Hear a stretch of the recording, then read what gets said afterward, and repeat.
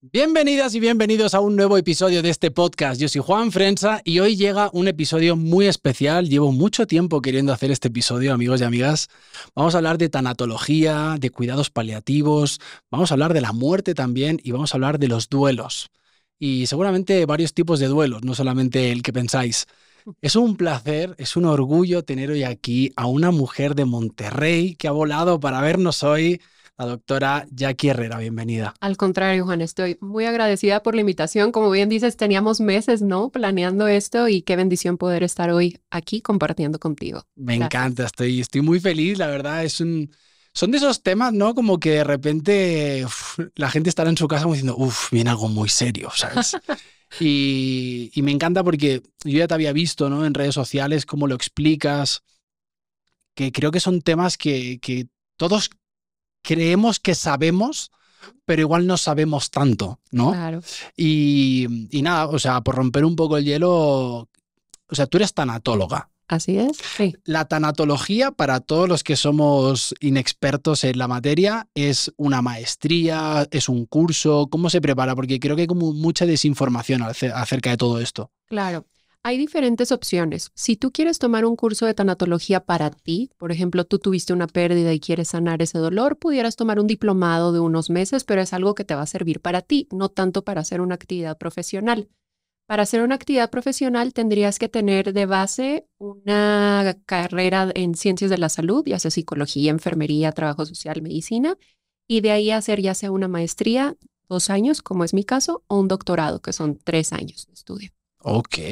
O sea, es que mucha gente yo pienso que se piensa que es un cursito ahí de 3 meses, como no, esto es algo mucho más serio. Claro, y luego por eso muchas personas piensan, pues cualquiera puede ser un tanatólogo y no necesariamente. La función del tanatólogo siempre va a ser dejar a la persona que está acompañando mejor que como estaba. O sea, sí tienes que hacer una intervención para ayudar que esa persona esté un poquito mejor.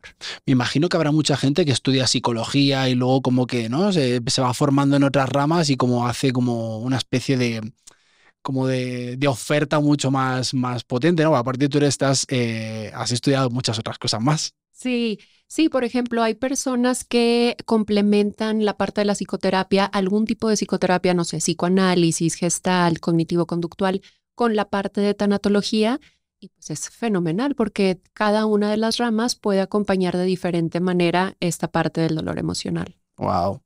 Cuéntame algo, Jackie. O sea, ¿qué hace realmente una tanatóloga? Ujú. Mira, el tanatólogo lo que va a hacer es acompañarte en el camino del duelo. Y tú pensarías, pues en realidad me puede acompañar mi familia, mis amigos, y es totalmente cierto.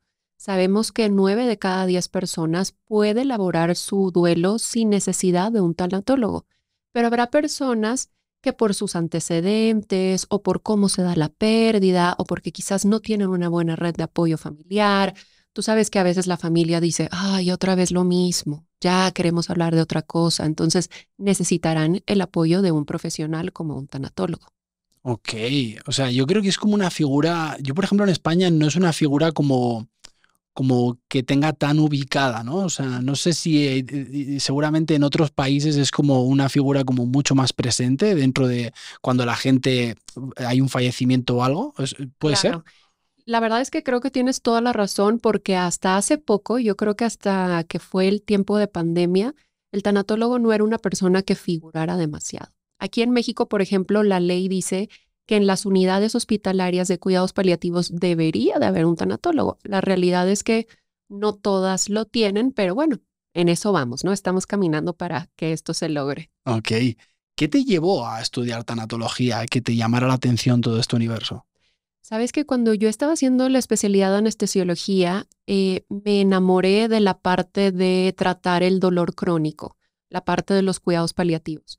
En aquel momento, en la ciudad donde yo vivo, en Monterrey, no se podía estudiar esto. Lo más parecido que tuviera como una validez o un reconocimiento oficial era hacer la maestría de tanatología. Mi pensamiento era, bueno, quizás no me va a tocar ser el profesional que da la morfina, pero me va a tocar como sanar toda esta cuestión emocional que para mí era muy importante. Y por eso fue que fui tomando este caminito. Ok. Es muy curioso, ¿no? Porque yo siento que los tiempos de hoy en día como que no nos enseñan y no nos educan a cómo tratar a una persona que está pasando por un duelo. el ser humano siempre quiere ayudar, ¿no? Es como, yo te quiero ayudar, Jackie, yo quiero estar aquí. Y creo que no sabemos cómo hacerlo. ¿Cómo tú asesorarías a las personas que nos estén escuchando cuando estamos ante una persona que está pasando un duelo? ¿Cómo manejarlo? Claro. Y es algo que nos estresa demasiado, ¿no? Yo creo que a todos nos ha pasado alguna vez que sabemos que tenemos que ir a entregar nuestras condolencias y desde que vamos en el camino estamos pensando qué vamos a decir, qué vamos a hacer y si empieza a llorar, qué voy a hacer y demás. Cuando se nos olvida que la mejor ayuda es simplemente estar, dar un abrazo, estar en silencio, no esforzarnos por dar estos discursos que a veces son palabras sin sentido para la persona que está en dolor. No sé si alguna vez te ha pasado, por ejemplo, que justo llegas a un funeral y terminas diciendo algo totalmente incongruente o inapropiado para la situación, ¿no? No, es que es tremendo y lo he dicho muchísimas veces. Las frases hechas ante la muerte de una persona, ¿no? Entonces llega la gente y te dice, lo siento, te acompaño en el sentimiento. Y tú dices, no lo sientes porque no es tu culpa. Y no me acompañas en el sentimiento porque eso solamente es mío. Claro. Entonces, esas frases hechas creo que cerca de ayudarnos nos alejan completamente del evento. Porque entonces todo el mundo llega con cara de funeral, nunca mejor dicho, a un tanatorio y se te acerca todo el mundo y dice, lo siento. Y todo el mundo tiene buenas palabras en ese momento. Era una gran persona. Y tú por dentro estás diciendo, es que ahora mismo lo único que quiero es que todos os vayáis. Claro. O sea, en realidad no quiero que haya nadie aquí, ¿no? Entonces, ¿cuál sería la frase como... Yo, por ejemplo, siempre digo, estoy aquí para lo que necesites. Cuando me toca mandar un mensaje, te mando mucho amor, mucha luz. Si necesitas algo, estoy aquí. Te hago saber que estoy aquí. Pero ¿cuál sería como las frases que podríamos decirle a alguien que está pasando por un duelo en ese momento del hecho de un tanatorio? Claro, pues la que acabas de decir, te voy a poner una estrellita porque justamente era la que estaba pensando, ¿no? O sea, el llegar, abrazar, decir, estoy aquí para ti, ¿qué necesitas en este momento? Y ofrecer ayuda práctica, ¿no? Ya comiste, quieres algo de tomar. Si es una persona, por ejemplo, que tiene hijos, ¿dónde están tus hijos? ¿Quieres que los lleve, no sé, a otro lugar? Ayudar, por ejemplo, con hacer el súper, todas estas ayudas prácticas, por ejemplo, llevar a los hijos a la escuela, que tú sabes que la persona que está en ese momento en duelo no va a tener cabeza para organizar todas estas cosas. A veces, por ejemplo, en los grupos de WhatsApp que se organizan de mamás y demás, oye, pues organizarnos para cada uno de nosotros, llevarle la comida uno los días de la semana, o ofrecerse quitar algo de carga a esa persona que está en ese momento en dolor emocional. Pero nunca, nunca, nunca tratar de imponer nuestras creencias. Claro. Creo que es algo importante. Y es curioso, ¿no? Porque cuando estamos pasando un duelo, por ejemplo, familiar, que es como compartido, ¿no? Es un duelo compartido y todos los que estamos en el mismo espacio estamos, cada quien a su manera, pasando el mismo duelo, aparecen como roles, ¿no? Claro. Yo, por ejemplo, murió mi abuelo hace unos años y yo me di cuenta que fui el rol del salvador, ¿no? Fue como de yo voy a sostener a mi abuela. Y yo me eché esa carga encima y es súper agotador también, Claro. porque estás cargando, intentando hacer que estás bien para poder sostener a otra persona que está peor que tú todavía, ¿no? Claro. ¿Cómo jugamos a nivel familiar el tema de los roles ante un duelo, ¿no? Claro. Y qué bueno que te has tomado el tiempo de analizarlo y de revisarlo y como de sacar esa carga, porque sí, cuando hay una pérdida hay ciertas cosas que se activan dentro de nosotros que es importante revisar.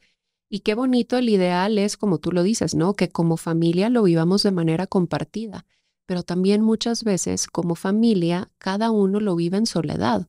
Porque es que yo no quiero llorar, porque no quiero que mis papás me vean llorar, porque no quiero que se preocupen o porque yo tengo que justamente hacerme el fuerte.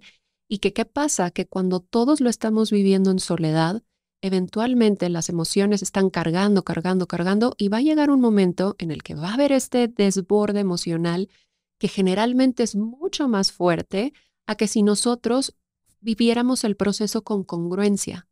Hoy me siento triste, hoy me permito quizás demostrar esa tristeza. Habrá otro momento en el que no me sienta tan mal, permitirme también disfrutar. Tú sabes que el duelo se mueve como en estas olas, ¿no? Claro. Donde de repente estamos mejor que otro y que en otro momento y que tampoco debería yo de sentirme culpable por esos momentos en los que me siento bien. Claro. No, me parece súper complejo porque yo recuerdo que lo de mi abuelo fue durísimo, ¿no? Porque fue el día que tuvimos que darle la noticia a mi abuela. Luego el día del tanatorio. Luego el día que lo quemaron. O sea, fue como 3, 4 días que dices, un poco más. O sea, Claro. necesito que esto se acabe ya, por favor. O sea, no hay quien lo sostenga, ¿no? Y a mí, que fui la persona, como que todo el mundo dijo, de sube a decir unas palabras. O sea, creo que es uno de los momentos más difíciles a los que me he enfrentado. Y mira que soy actor, que tengo un podcast, que llevo 20 años en la comunicación, que se supone que soy el que ante esa situación podría manejar mis emociones. Y te pones ahí y dices, ¿qué digo? Claro, O sea, no sé qué. O sea, diría todo y a la vez no puedo hablar, ¿no? claro. Y como creo que nos pone en un lugar muy incómodo la muerte. O sea, nos pone en un lugar donde nos arrincona y... Sí, sí, sí, claro. Te pone en un lugar que nunca habías querido voltear a ver, ¿no? Claro. O sea, todos sabemos que la muerte ahí está, pero de repente, sin aviso, llega, toca tu puerta y ya está enfrente de ti y ahora tienes que resolverlo y ahora tienes que hacerte el fuerte. Y bueno, los hombres generalmente toman este papel todavía más, ¿no? De fortaleza y de demás. Y qué difícil esto que me dices. El ideal sería preguntar quién es el que quiere dar las palabras, porque por más que tú seas actor, tengas un podcast y tengas todo este dominio emocional, quizás tú en ese momento no te sentías preparado para hacerlo. Es curioso porque siento que ante esas situaciones extremas, uno también se conoce a sí mismo, ¿no? Esta situación de, cariño, si estuviéramos en una selva y aparece un león, ¿qué harías? Te empujo y salgo corriendo, ¿no? Sería como, no lo sé. Claro. No puedo contestar ante un evento que nunca he vivido y que no estoy experimentando en el momento. Muchas veces decimos, no sé qué, mira, me acabo de acordar de algo que te quiero preguntar. Muchas veces decimos, el día que muera tal persona va a ser el peor momento de mi vida. ¿Crees que el hecho de decirnos desde el lenguaje eso nos predispone a que tiene que ser así? Totalmente, ¿no? El tipo de psicoterapia que a mí me gusta es justamente la psicoterapia cognitivo-conductual, que la base dice, lo que tú piensas despierta tus emociones y tus emociones despierta tus acciones. Si tú desde este momento ya estás pensando que será el peor día de tu vida, pues claro, ya estás activando ciertos mecanismos para que cuando esto suceda, generalmente es como una profecía autocumplida, ¿no? Se convierte en ese peor momento. Qué diferente sería a que yo pensara, seguramente va a ser un día muy difícil, pero yo sé que dentro de mí están los recursos para salir adelante. No estás negando que va a ser algo muy terrible, pero le estás agregando la posibilidad de poder solucionarlo de una manera positiva. Completamente de acuerdo. Además, el lenguaje crea realidades. Es Total. decir, si yo digo el día que muera mi madre va a ser el peor día de mi vida y encima puede llegar ese día y que no sea el peor día de tu vida, todavía te va a venir un sentimiento de culpa que vas a tener que ir a terapia a trabajar porque la culpa te lleva hasta el final de la energía, o sea, hasta Claro. abajo, ¿no? Claro. La culpa es desgastante en el duelo, ¿no? Muchas veces las personas llegan por todas estas preguntas. ¿Pude haber hecho algo diferente? ¿Hice lo suficiente? ¿Por qué no pude tener una relación diferente? Ni se diga, por ejemplo, cuando son casos de suicidio, de desaparición forzada, que dejan tantas preguntas en los sobrevivientes. Es algo verdaderamente complicado porque muchas veces, bueno, todas las veces, yo tampoco tengo esas respuestas. Entonces ahí es llevar al doliente a decir, ¿cuánto tiempo quieres tú permanecer en este círculo vicioso? Porque te puedes quedar ahí años, te puedes quedar ahí toda la vida. ¿O cómo podemos resignificarlo a que esto sea algo que tú puedas vivir con eso? Claro.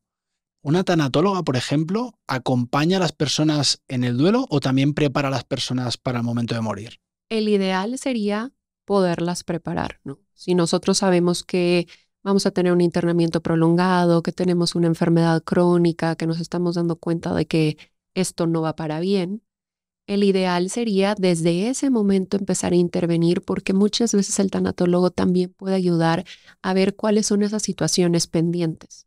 Tú sabes que muchas veces los enfermos tienen, no sé, este familiar de la cual necesitan un perdón, situaciones que no han podido hablar con nadie o hay conflictos entre la familia. Entonces muchas veces nosotros podemos ser esa figura mediadora que ayude a solucionar estas cuestiones para que cuando llegue el momento de la pérdida todo sea más fácil de poder sobrellevar. Claro. Claro, tú como tanatóloga estás muy familiarizada y muy cercana a la muerte todo el tiempo. ¿Cómo tú te limpias energéticamente cuando te vas a casa y dices, ok, esto no es mío, esto no me pertenece, porque si no estarías todos los días con ganas de quitarte la vida. O sea, Claro. escuchando eso, lágrimas, llantos, arrepentimientos, o sea, energéticamente que es muy desgastante lo que haces. Es complicado, por supuesto que yo también tengo que ir a mi espacio de terapia, yo también tengo que usar pues todas las pautas de autocuidado, platicar mucho también acerca de lo que siento o escribir acerca de lo que siento. Muchas veces incluso las redes sociales me sirven también para eso, ¿no? Para compartir de las cosas que yo veo, porque me sirve como una terapia tanto para mí como cosas que veo que a otras personas también pudiera servirles. Wow. ¿Tú crees que un duelo prolongado puede llevar a una persona a una depresión profunda? Totalmente. Lo esperado es que, bueno, tú sabes que el duelo tiene como estas etapas, ¿no? Que no todos vamos a pasar por todas las etapas, pero pues primero vendría esta parte como de la negación, después la parte del enojo, después justamente la tristeza, perdón, la negociación, luego la tristeza profunda y bueno, después de la tristeza profunda viene la aceptación en la mayoría de las personas. Pero ¿qué pasa? Que muchas veces sí me puedo quedar yo atorado en esta tristeza profunda. ¿Cuándo? Cuando no me decido a elaborar el duelo, cuando no saco mis emociones, cuando la pérdida se da de una manera muy repentina o no puedo darle yo sentido a eso que sucedió, pues definitivamente lo mejor sería buscar la ayuda de un profesional. Claro. ¿Cuál sería la etapa más complicada, bajo tu experiencia, de las fases de un duelo? Yo creo que la parte del enojo, porque creo que el enojo no se nos permite, ¿no? Quizás a los hombres sí, a las mujeres no tanto, y que el enojo va contra todos y generalmente, yo creo que tú lo has visto también, es no te pongas así, a tu ser querido no le gustaría que te estés así. Sin embargo, el enojo es una etapa que es necesaria, que el doliente tiene derecho a sentirse enojado por eso que sucedió, porque es algo injusto y es algo que indeseado y es algo que si no pasa por esa etapa del enojo, no podrá pasar a las etapas subsecuentes. Wow. Si pudiéramos como abrir la palabra duelo, ¿qué es un duelo realmente? Yo diría que es un dolor del alma. Es un dolor, a veces las personas me dicen, siento como un vacío aquí en el pecho, ¿no? Y que es algo que no lo puedes quitar con nada y que lo desesperante, lo difícil es que las personas piensan muchas veces que este dolor se va a quedar ahí para siempre. Claro. Y yo creo que eso es lo que nos preocupa más a todos, el decir, desconozco esta nueva personalidad mía, no me gusta porque yo no soy así, ¿cuánto tiempo más va a durar esto? Claro. ¿Cuál sería o cuáles serían las estrategias que realmente podríamos utilizar para acompañar a alguien en un duelo? Validar la emoción, o como ahorita lo decíamos, ¿no? O sea, el no tratar de ya cálmate, no llores, sino más bien el incentivar la expresión emocional. ¿Quieres hablar de lo que pasó? ¿O quieres que hagamos algún tipo de ritual? O, sabes, mira, este libro me lo han recomendado mucho, creo que puede servirte. O sea, tratar de fomentar que el doliente exprese lo que está sintiendo, sin caer como en conductas de riesgo. Tú sabes que muchas veces lo más fácil es, no, hombre, te invito a unas cervezas y vámonos y con eso vas a sacar toda esta emoción. O vámonos de viaje para que te olvides de eso que sucedió. Y eso puede servir momentáneamente, pero no es una manera o no sería la manera más adecuada de sanar un dolor emocional. Es lo que te digo, que no nos educan a eso, ¿no? O sea, al final la gente lo hace como, yo creo que todo el mundo quiere ayudar, ¿no? Y es como, pues esto es la única forma que se me ocurre, ¿no? De hecho, no sé si ¿hay algún porcentaje de personas que caen en adicciones a través de un duelo? No quisiera mentirte porque no tengo el número exacto, pero en mi experiencia te puedo decir que sí, claro, el abuso de alcohol, tabaco, medicamentos. Muchas veces vemos a las personas que desde el tanatorio, como decías, pues ya están con algún tipo de sedante porque es que para que puedas soportar esto, tómate esto. Y después llegan las personas a la consulta y dicen, no me acuerdo absolutamente de nada de lo que pasó. Y eso también genera mucha culpa, el decir, no pude enfrentar yo esto sin la ayuda del sedante, antidepresivo, demás. Con esto no quiero decir que no hay que tomarlo si la persona verdaderamente tiene un padecimiento o si verdaderamente está justificado, pero sí el duelo no es algo que debe de verse como algo patológico o que debe de darse un medicamento de primera intención. Debemos más bien de confiar que todos tenemos los recursos para poder salir adelante de esta situación. Claro. Imagino que hay muchos tipos de duelo, no solamente la muerte, ¿no? Puedes tener un duelo por una ruptura amorosa, Claro. por un trabajo, por un animal, que también, ¿no? Hay personas que para él su animal es mucho más importante que hasta su propia familia. Claro. Entonces, ¿una tanatóloga te puede acompañar en ese proceso, por ejemplo, de ruptura, de trabajo y tal, o solamente es por muerte? No, claro. Hay más de 30 tipos de pérdidas que puede haber a lo largo de la vida y cualquier tipo de pérdida nosotros podemos acompañarlas. Muchas veces hay algo que se llama duelos desautorizados. Por ejemplo, vamos a suponer que tú estás en tu oficina y un compañero de trabajo fallece. Entonces, en realidad no era tu amigo, no era tu familiar, quizás incluso no era una persona tan cercana, pero hay emociones que se despiertan dentro de ti cada que ahora vas a la oficina y ves su espacio vacío y demás. Cuando tú a lo mejor platicas esto con tu familia, te dicen, ay, pero pues ni era nada tuyo, ¿por qué te está doliendo? O a lo mejor tú sientes que no es apropiado ir al servicio funerario justamente por esto, porque no era algo tan cercano. Entonces son esos duelos que pareciera que no tenemos derecho a sentirlos, pero que ahí están. Otro ejemplo, digamos, una pareja que tiene a otra pareja fuera de su relación formal o de su matrimonio y esta otra pareja fallece, ¿cómo le hace para poder vivir ese duelo de una relación que nadie conoce? Entonces, pues ahí todos esos son los que te digo, decimos duelos desautorizados. Claro, y además, para mucha gente será ridículo, pero puedes tener hasta un duelo con alguien que no conoces, hasta de un famoso, ¿no? Es decir, hostia, ha muerto mi futbolista favorito y para mucha gente puede ser. O sea, yo vi cuando murió Maradona o cuando Kobe Bryant o gente que realmente tú dices, futbolistas, o sea, cantantes, gente que tú dices, hostia, para mucha gente es un duelo, pero increíble, ¿no? O sea, gente que los ha seguido toda la vida, Michael Jackson, o sea, figuras así de fanatismo brutal donde la gente pasa un duelo que tú dices, wow. Claro.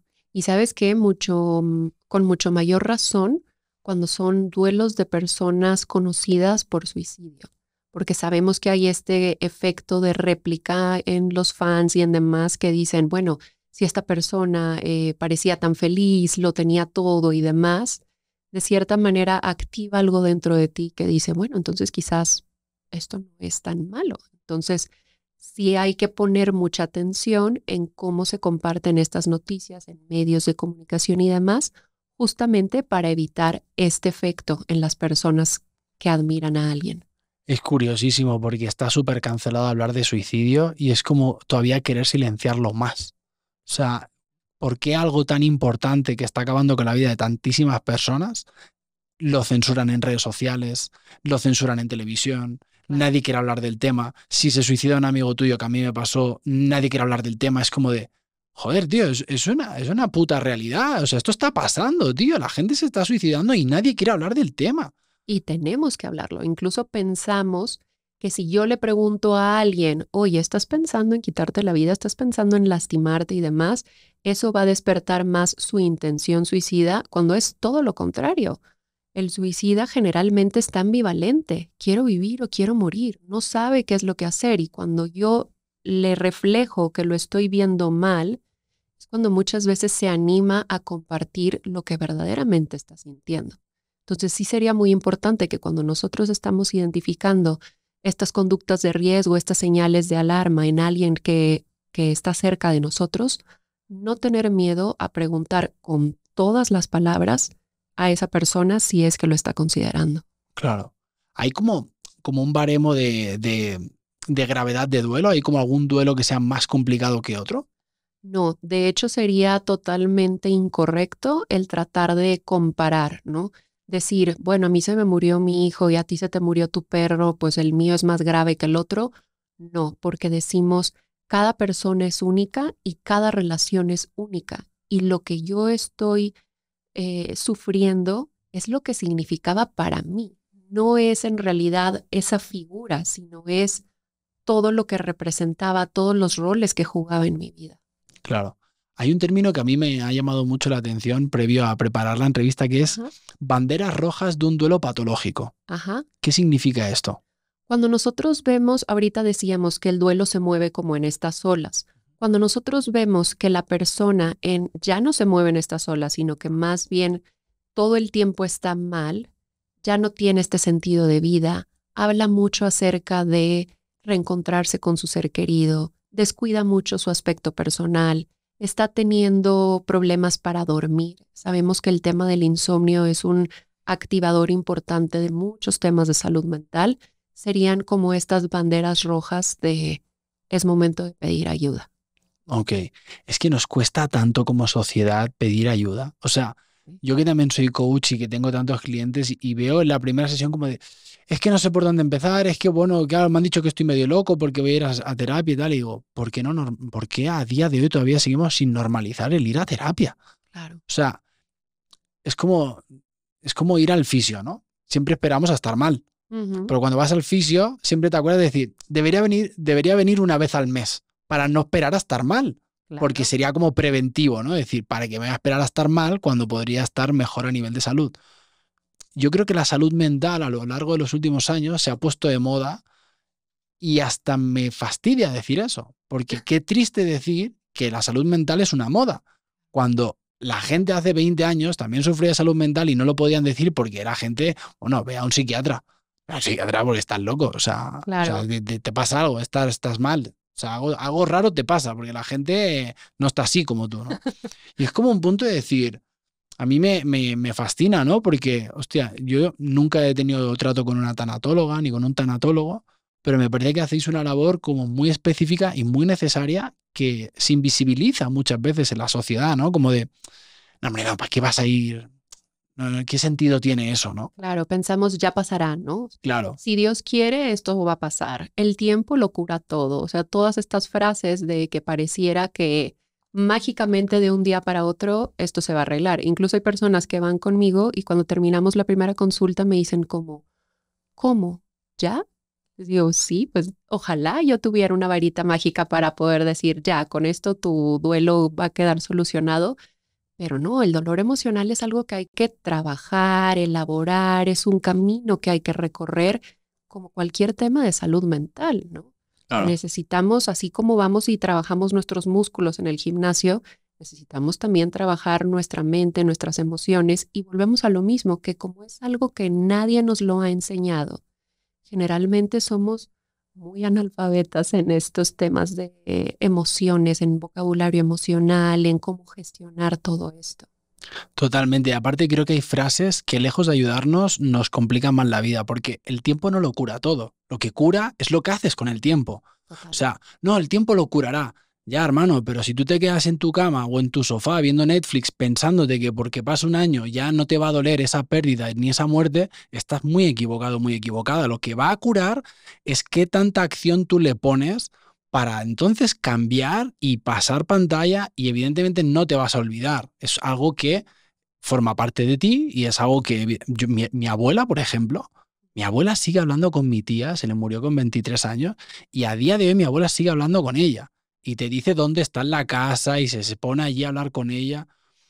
Y hay gente que podrá decir, ¿qué mujer más rara? Pues escucha, mi abuela lo hace bien. O sea, ¿sabes? Porque Exacto. también lo que decías tú me parece muy interesante, ¿no? No frivolizar con que, bueno, a mí se me ha muerto el perro y a ti tu madre y lo tuyo es más importante que lo mío. Ujú. Pero yo creo que hay una pérdida que no sé cómo catalogarla y es cuando un padre o una madre tiene que enterrar a un hijo. O sea, Por creo que es supuesto. la pérdida más antinatural Claro. para la que el ser humano está preparado, porque tú como hijo o como nieto estás preparado y sabes que en algún momento entierras a tu madre y a tu abuela. Claro. Pero como abuela enterrar a tu nieto o como madre enterrar a tu hijo, eso es tremendo. Claro. Y es lo que decíamos ahorita, sería uno de los indicadores de que este duelo se puede complicar porque, como bien dices, es algo natural, antinatural, es algo que no esperaríamos. Pero siempre ante estas conductas que a lo mejor, como dices, que dicen qué rara es tu abuela, nosotros tendríamos que preguntarnos, ¿esta conducta le ayuda o no a adaptarse? Si a ella le da paz sentarse enfrente de su foto, platicar un rato con ella acerca de cómo va, cómo ha estado su día y demás, pero la vemos que puede cumplir todo el resto de sus funciones el resto del día, está perfecto. Tengo pacientes que, por ejemplo, ponen la fotografía en el comedor para sentir que todavía comen con su ser querido y que justamente el resto de la familia se preocupa de, oye, pues es que eso no está tan bien, pero si a ella le da paz y eso no le hace daño a nadie y eso no le hace daño tampoco a ella, ¿por qué limitar estas conductas que pueden ser adaptativas para esa persona? Sí, claro, cada quien es un mundo, ¿no? O sea, mi casa está repleta de fotos de mi tía y de mi abuelo y a mí a día de hoy, fíjate que yo compartía mucho esa filosofía porque imitamos, ¿no? De lo que Ujú. vemos en casa y a día de hoy soy todo lo contrario. Yo entrar a una casa donde está lleno de fotos de seres queridos que ya no están, energéticamente me tira para abajo. Es como que digo, "Uf, esto es un mausoleo, Dios mío". O sea, se nota, ¿no? Incluso mi abuela ni cambió los muebles, ni, o sea, como que todo está igual que lo dejó mi tía y es un, porque ella vive ahí, ¿no? Y es un punto de decir, lo respeto, es probablemente después de mi madre o junto con mi madre la persona a la que más amo y más respeto, pero si hay un punto de decir, ella siempre me mira y me dice, bueno, el día que yo no esté, hacéis lo que queráis. Ujú. Mientras tanto, esto está así, ¿sabes? Esto no se Claro. toca. Y dice, bueno, está bien, o sea, ¿qué vamos a hacer, no? ¿Tú crees, Jackie, que como entendemos la vida, entendemos la muerte? Ay, qué buena pregunta.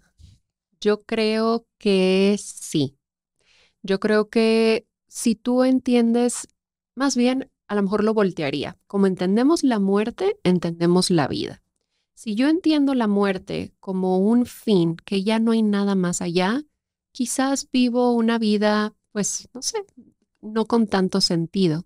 Cuando yo entiendo que todos vamos a morir y que la muerte puede llegar en cualquier momento, creo que me encargo más de que cada día de mi vida tenga sentido. De que cuando yo en la noche voy a dormir, me ponga a pensar y diga, si hoy fuera el último día, pues va, estoy en paz, no tengo pendientes y todo bien. Creo que más bien habría que entender la muerte para jugar mejor el juego de la vida. Y es una gran pregunta que hago siempre en todas mis sesiones. Te la voy a hacer a ti. Va. Si hoy te fueras, ¿te vas en paz? Me voy en paz. Claro, soy madre de familia, tengo 2 niños. Por supuesto que me dolería perderme todas las acciones, actividades que les falta por vivir, pero también tengo que reconocer que ellos tendrán los recursos para superar mi pérdida. Claro. Y es curioso, ¿no? Yo cuando viajé muchísimo por Asia, en India estuve muchos meses y cuando fui a Varanasi, al Ganges, y vi cómo entendían ellos la muerte, a mí me impactaba muchísimo, ¿no? Cómo los hindús entienden la muerte es hasta que te choca, ¿no? Es decir, wow, o sea, y quizá en Europa o en otros lugares entendemos la muerte como lo peor que existe, Claro. ¿no? Cómo las religiones y las culturas te preparan para una cosa o todo lo contrario, ¿no? Claro, y ahí la importancia justamente pues de conocer otras creencias, otras religiones, otras culturas y tratar de ver con cuál es con la que más nos identificamos, ¿no? No quedarnos nada más con este cuadrito de esto es lo que me enseñaron y esta es mi única realidad, sino abrirnos y no tener miedo a estos temas, ponernos a leer y ver qué es lo que más hace sentido para cada uno de nosotros. Totalmente. En los momentos donde tú acompañas a una persona en sus últimas horas o días de vida, ¿tú crees que hasta el más ateo tiene fe en Dios? Sí, sí me ha tocado personas que cuando conocemos originalmente dicen, yo no creo en nada, pero tú vas viendo que conforme se va acercando el final, sí empiezan a pedir estas ayudas, algún tipo de visita, recibir unción de los enfermos, o quizás alguien que tenga algún otro tipo de práctica, Reiki o algún tipo de práctica, digamos, como energética. Sí les da paz. Yo creo que al final todos necesitamos creer que hay algo más allá. Totalmente. Después de todo el tiempo que llevas dedicándote a la tanatología, me imagino que habrás reflexionado de la muerte muchísimo, ¿no? ¿Qué crees para ti que hay después de la muerte? Yo sí creo que hay un lugar donde estás en paz, donde ya no hay preocupación, ansiedad, dolor. No sé esta parte de reencontrarse con tus seres queridos, probablemente sí, A veces he pensado que sí, también esta parte de la reencarnación, por supuesto. O sea, ¿por qué pensar que esta va a ser mi única experiencia de vida? También pudiera ser que regresemos a reaprender aquello que quedó pendiente. Pero creo, y eso es algo muy importante, que en la función del tanatólogo, por más que yo tenga mis creencias, yo tengo que respetar mucho las creencias del que está enfrente. No sería lo más adecuado, digamos, si yo, por ejemplo, soy católica y quiero pensar en la vida eterna, Dios, el cielo, el infierno y demás, que yo se lo imponga a la persona que está enfrente. No, más bien es tratar de que la persona elabore qué es lo que está creyendo. ¿Tú qué crees que pasa? Wow, yo he tenido tantas reflexiones a lo largo de mi vida sobre la muerte que creo que no sé qué pienso ahora mismo. Yo he estado casi toda mi vida que no es que no creyera en Dios, pero me costaba creer 100% porque no lo entendía como lo entendía la gran mayoría de personas a mi alrededor, ¿no? Yo ahora estoy muy en paz y tengo una bonita conexión con Dios porque lo he hecho a mi manera. No desde la religión, no desde lo que me han contado, no desde lo que le hace sentido a mucha gente, que lo respeto muchísimo. De hecho, yo soy gitano y mis tíos son pastores evangélicos, mi familia es evangélica, no tengo ningún tema con eso. Yo no me voy tanto por ahí, pero creo en Dios y tengo mi conexión y oro y le pido y le agradezco todos los días. Pero creo que es un proceso. De hecho, creo que en Europa lo de creer en Dios es como de, lo cool es no creer. Y lo cool es pensar en ser agnóstico o ateo y pensar que esto es un fin. Claro. Pero cuando empiezas a viajar, te empiezas a cuestionar, te metes al coaching, te pones en terapia, empiezas a escuchar y te dejas como también dejar que entre información, dices, no, esto es demasiado mágico, esta vida y la vida como para que esto se acabe. ¿Qué le siga? A veces creo que en la reencarnación, a veces no. A veces siento como que esto es un videojuego y estoy durmiendo en otro lugar y me voy a despertar ahí, tipo Origen, ¿no? Como en la película de Christopher Nolan. Creo en todo. Y creo que es algo totalmente natural y válido, ¿no? Porque las diferentes experiencias que vamos viviendo, pues justamente van moldeando nuestras ideas y que es parte de lo que decíamos ahorita, ¿no? Salir como de este cuadrito de la vida tiene que ser así y este es el Ujú. único camino. Quizás yo nunca he conocido cierta práctica, cierta creencia y cuando me lo topo, qué bonito estar abierto a ese nuevo aprendizaje. Y ahorita dijiste una palabra clave que me encanta, que es la parte del agradecimiento, ¿no? Que creo que es algo que también vemos mucho en esta última etapa de la vida y que es parte de las necesidades espirituales de las personas, de los enfermos paliativos, la parte de sentirse agradecido por una vida como sea que la haya tenido. El poder mirar atrás, el hacer un recuento de todo lo que ha sido y decir, yo soy más que la enfermedad que tengo en este momento. Yo soy también todas estas cosas. Que bueno, no tendríamos que esperar a estar enfermos para practicar la gratitud. Claro. Debería de ser algo que practicáramos todos los días. Sí, sí. Y ya lo he contado en otros episodios y no voy a contar la historia larga, pero mi tía murió con 23 años y yo siempre pensé que me iba a morir con 23 años. Porque mi tía fue como una madre para mí, ¿no? Y tengo como esa conexión con ella. ¿Y qué crees? A los 23 años me ingresan en un hospital por algo que tengo que no se sabía qué era. Yo pensaba pues, que era un cáncer, un tumor o algo, y al final no tenía nada clínicamente. Y me Wow. tuve que ir por una vía mucho más alternativa y tú dices, ¿cómo la mente te puede preparar para eso hasta en un reloj? ¿Sabes? De decir, que tú crees que esto va a pasar, lo piensas desde pequeño, órale, vas, ahí te pasa. ¿No? Claro, ¿Cómo nos programamos y claro. cómo esto llamado cerebro es tan increíble, ¿no? Es decir, como empieces a meterte en la cabeza, yo no lo he probado, ¿no? Pero yo creo que si tú te pasas 24 horas al día diciendo, tengo un cáncer, estoy convencido de que al final te sale.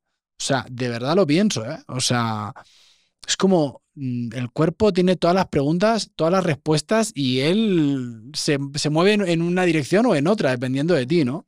Y es por eso que es tan importante observar nuestros pensamientos, estar conscientes de lo que estamos pensando y sintiendo en cada momento sin juzgarlo, ¿no? Si tú estás pensando todo el tiempo, vamos a usar tu ejemplo, yo voy a morir cuando tenga 23 años y luego resulta que te enfermas y tu pensamiento es seguramente es algo malo, pues ¿qué emociones se van a despertar? Pues seguramente miedo, frustración, culpa y demás. Siempre el ejercicio es ¿qué tanta evidencia tienes tú de que esto que estás pensando es cierto? En realidad tú no tenías en ese momento una evidencia de que algo malo estuviera pasando. Entonces, ¿cómo poderlo reformular para que esto sea un pensamiento objetivo y entonces todas estas emociones disminuyan su intensidad, pero sin pensar, ay Juan, no puede ser, otra vez, estás pensando en esto, pero si ya te dijeron que todo está bien, ¿no?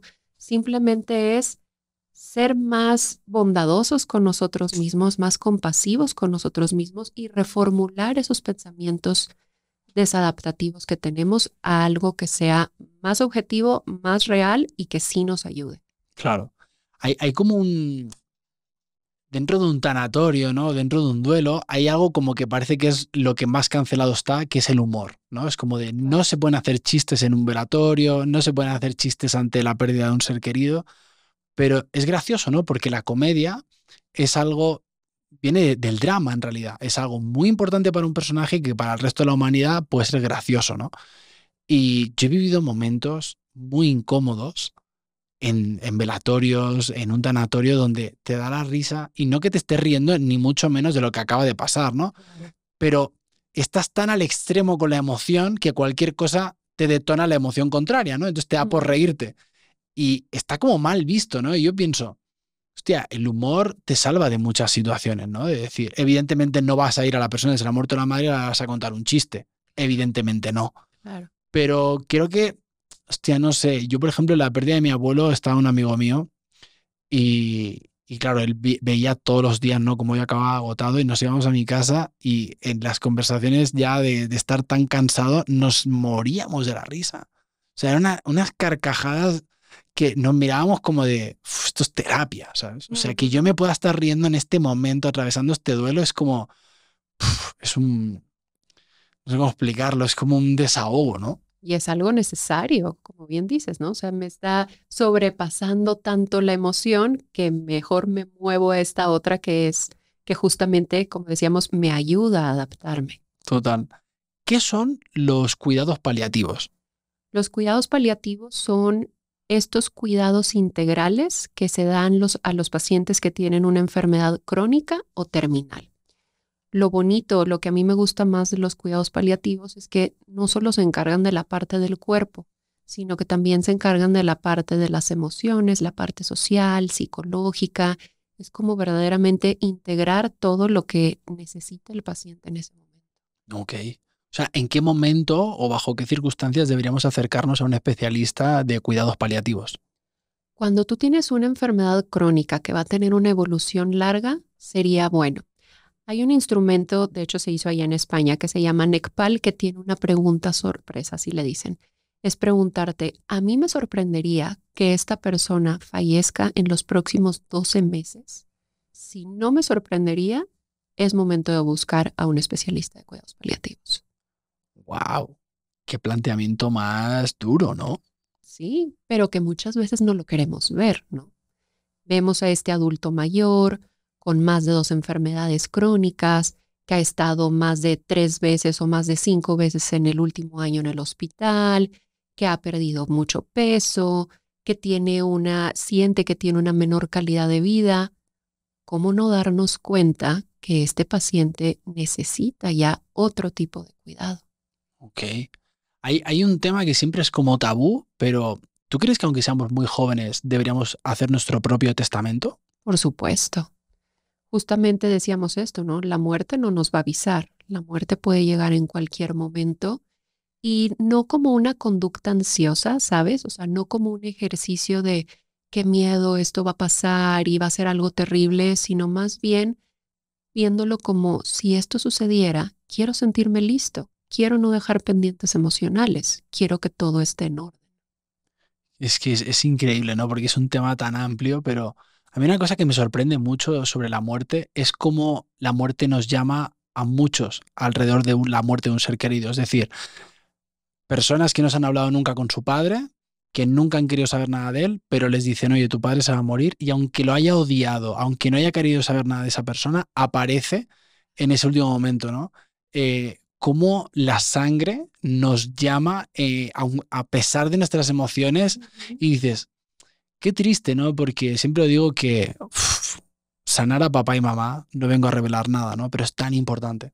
Es tan importante porque luego cuando llegan esas pérdidas es como de todos los arrepentimientos, ¿no? Me imagino que tú en el lecho de muerte de muchas personas habrás visto una cantidad de arrepentimientos y de conversaciones que te dices, ¿por qué esto no lo hicieron antes? Totalmente, era justo lo que te iba a decir. ¿Por qué esperarnos hasta este último momento en el que ya no hay verdaderamente mucha oportunidad de? Es lo que decíamos de vivir sin pendientes emocionales. Si tú hoy tienes algo que quieres decirle a una persona que es importante para ti, no esperes más y hazlo. No esperes a que esté enfermo, no esperes a que sea la última oportunidad. Perdón.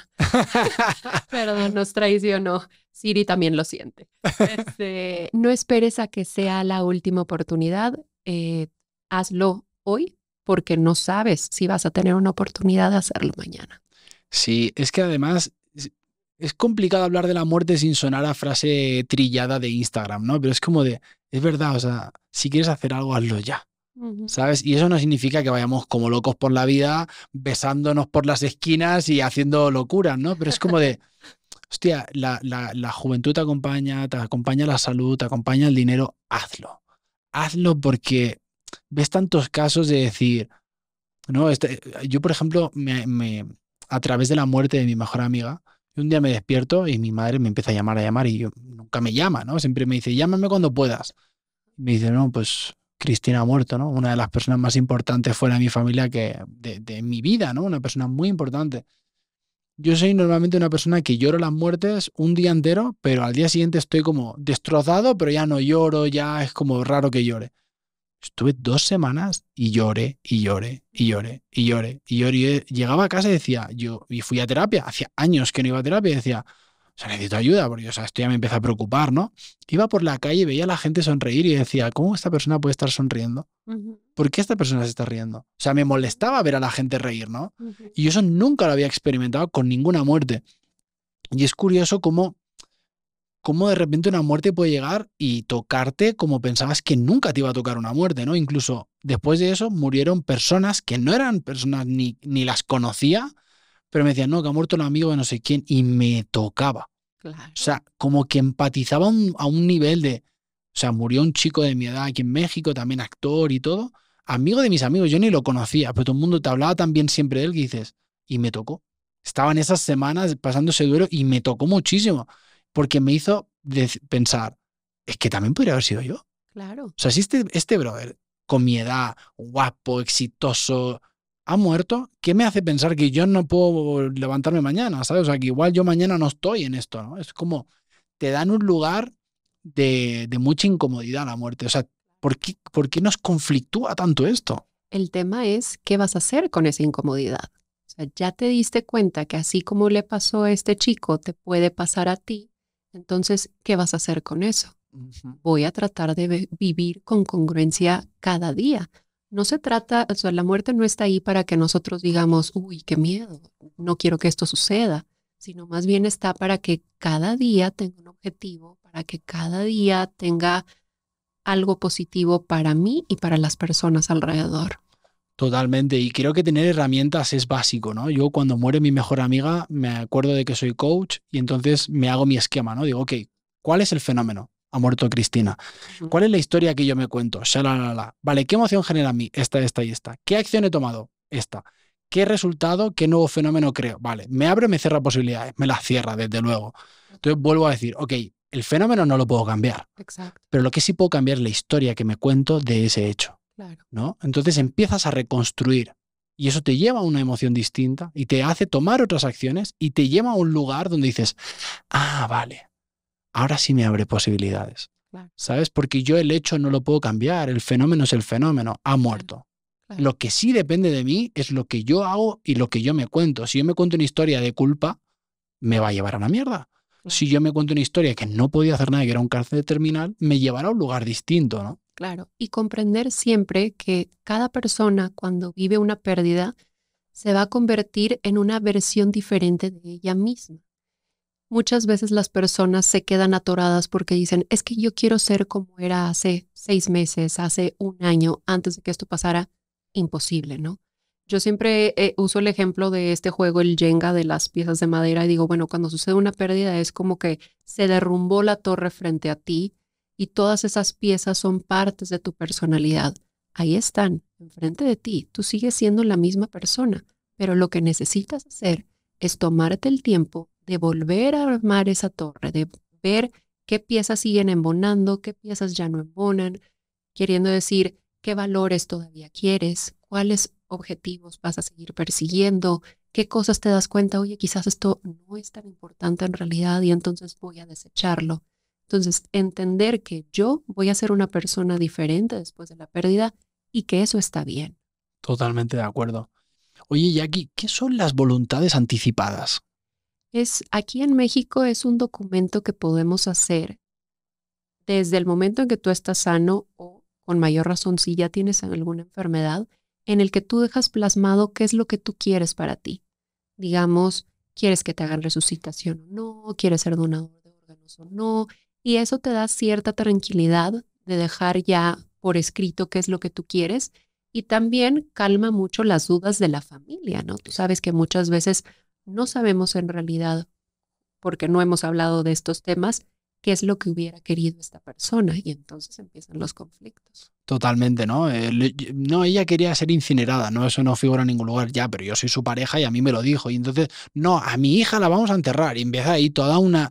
Y dices, pero Dios mío, o sea, pero si esta persona quería esto, que a mí me importa nada lo que tú opines. O sea, esta persona, yo por ejemplo sé que mi madre quiere ser incinerada y que sus cenizas vayan al mar. Es ilegal. Pero si llega ese momento y me toca hacerlo a mí, espero algún día, lo haré, ¿sabes? O sea, así me da que ir de noche. O sea, qué triste, ¿no? Muchas veces como personas que quieren viajar incluso con una urna de cenizas y no, eso se convierte en imposible, ¿no? O sea, no puedes ir con una urna por la vida. Claro.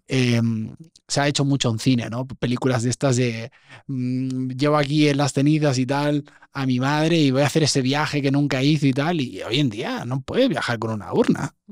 Sumamente complicado, pero qué paz y qué tranquilidad haber tenido esta conversación y saber cuál era la voluntad de esta persona. Totalmente. Hay un término que me llama mucho la atención. ¿Qué es la obstinación terapéutica? Es cuando nosotros, digamos, persistimos, seguimos utilizando medidas desproporcionadas para un paciente. Vamos a suponer un paciente que tiene ya un internamiento muy prolongado y que es ya un adulto muy mayor, que digamos tiene pocas probabilidades de caer en paro y bueno, vamos a dar RCP por una hora, ¿no?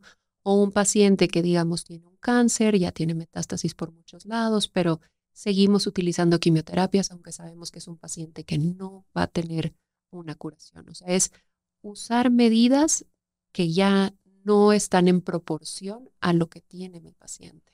Ok.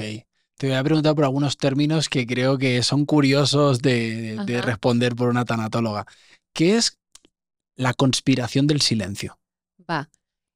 Tú sabes que muchas veces en las familias decimos, no hay que decirle a tal qué es lo que tiene porque no lo va a soportar. Es como este pacto que hacemos, ya sea entre la familia o muchas veces incluimos al profesional de la salud para que el paciente no se entere de qué es lo que tiene. Qué fuerte, ¿no? Eso me parece muy curioso. Hay otro término que también me ha llamado mucho la atención que es el síndrome del cuidador quemado. Va. Es cuando en una familia alguien enferma, generalmente hay uno que levanta la mano y dice, yo lo voy a cuidar. Y generalmente entra con mucha fuerza, con muchas ganas, pero ¿qué pasa? Que esta enfermedad sigue avanzando y los recursos del cuidador se van agotando, porque yo cada vez estoy más cansado o porque quizás se me está acabando el dinero. Entonces llega un punto en el que ese sería el nombre, cuidador quemado o burnout, que ya el cuidador dice, ya no puedo más. ¡Wow! Es un término fuerte, ¿eh? O sea, he dicho en palabras Jackie, aquí siempre hablamos de salud mental, nos quedan unos minutos. Tú como tanatóloga, ¿cómo cuidas tu salud mental? Yo voy a terapia desde hace ya mucho tiempo. Estoy convencida que todos, como decíamos ahorita, necesitamos este espacio neutro donde no hay juicio, donde es un espacio seguro, donde puedes hablar acerca de lo que tú sientes. Por supuesto, también la parte de la alimentación es importante, la parte de la actividad física, la parte de hablar acerca de lo que sientes y la parte de demostrar tu afecto todos los días. Y por supuesto, también por último, la parte de la gratitud. Totalmente. Qué importante la gratitud, ¿eh? Se nos olvida en muchos momentos. ¿Tú en algún momento de tu vida has pasado o estás pasando por alguna etapa de estrés, ansiedad o depresión? Sí, hace muchos años pasé por una etapa de una depresión que tuve que tomar medicamento por algún tiempo y como todos, yo creo me resistía, decía, no, yo puedo sola, le voy a echar ganas y todas estas cosas. Y pasado el tiempo dije, ¿por qué me tardé tanto en aceptar esto? Totalmente. La palabra aceptación a mí me parece súper clave en todo proceso de la vida, ¿no? Ya en el duelo me parece clave, ¿no? O sea, cuando tú ya aceptas, de hecho es la última fase, ¿no? Del duelo, la aceptación es cuando Ujú. ya acepto esto. Y creo que a mí hay una frase que me gusta mucho de María Teresa de Calcuta que decía, la vida es un combate, acéptalo. Claro, Y dices, wow, te pone contra las cuerdas, nunca mejor dicho esa frase, ¿no? Pero dices, es verdad, o sea, acepta lo que viene, o sea, los hechos no los puedes cambiar. claro. Lo que vas a cambiar es lo que te cuentas de todo lo que te venga, ¿no? Y ¿la muerte crees que es el fin No, yo creo que hay algo más allá. o es el principio? Ya lo sabremos más adelante. Nos quedan dos preguntas. El podcast siempre acaba con una pregunta que yo te voy a hacer y la que viene a continuación te dejo que me hagas una pregunta tú a mí. Muy bien. Ah, ¿me vas a hacer todavía una Yo te más? hago la última, tú me haces una a mí. Wow. Me encanta este momento donde el invitado o la invitada se pone creativa. No, pues me gustaría saber con qué te quedas tú de este episodio. Wow, me encanta porque son temas que muchas veces hablamos a nivel usuario, ¿no? Hemos leído, hemos escuchado, creemos saber porque todos hemos perdido a alguien, pero cuando lo ves desde un lugar como mucho más objetivo, dentro de que la objetividad pues es muy relativa, ¿no? En toda la vida, como que he escuchado cosas que digo, wow, sobre todo me has recordado cosas, ¿no? Que es un poco lo que trato de hacer con el podcast, ¿no? Recordarle a la gente muchas cosas que a veces se nos olvidan, ¿no? Yo siempre digo, mucha gente te dice, pues yo me he leído ese libro y no me dice nada nuevo. No, pero te lo has recordado, que ya es importante, ¿sabes?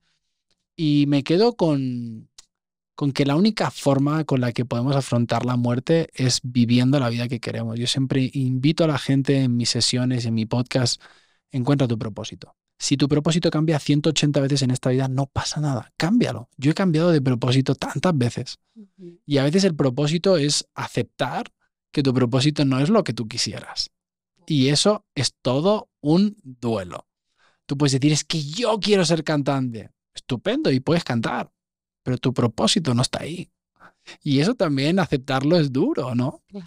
Entonces, nada, yo creo que los duelos forman parte de la vida, ¿sabes? Y no querer voltear a verlos, parece como que la muerte, los duelos, ese lado sombrío, ese lado oscuro del ser humano que no queremos voltear a ver, ¿no? Nadie quiere ir a un tanatorio, nadie quiere Ujú. perder a un ser querido, pero como siempre digo, o sea, vale, es un lugar que tú ves oscuro, pero cuanto más aceptes eso y más te acerques a eso, lo vas a vivir de otra manera. Porque la única realidad es que todos nos vamos a morir. Eso es lo único cierto que podemos decir y firmar en un papel, y eso es así, todos nos vamos a morir. Ujú. Me quedo con eso. Mi querida Jackie, si tuvieras la oportunidad de ponerte delante de la Jackie que fuiste cuando tenías 15 años, sabiendo todo lo que sabes, todo lo que has vivido, ¿qué le dirías? Confía más en ti. Todo va a estar bien. Tú puedes con todo lo que pase en esta vida. Wow. Me ha faltado un poco la confianza. Ahorita que decías esta parte del propósito, he pasado por momentos en los que he dudado mucho acerca de mí misma, acerca de mis capacidades y he tenido que reinventarme también varias veces y eso pues cuesta, ¿no? Total.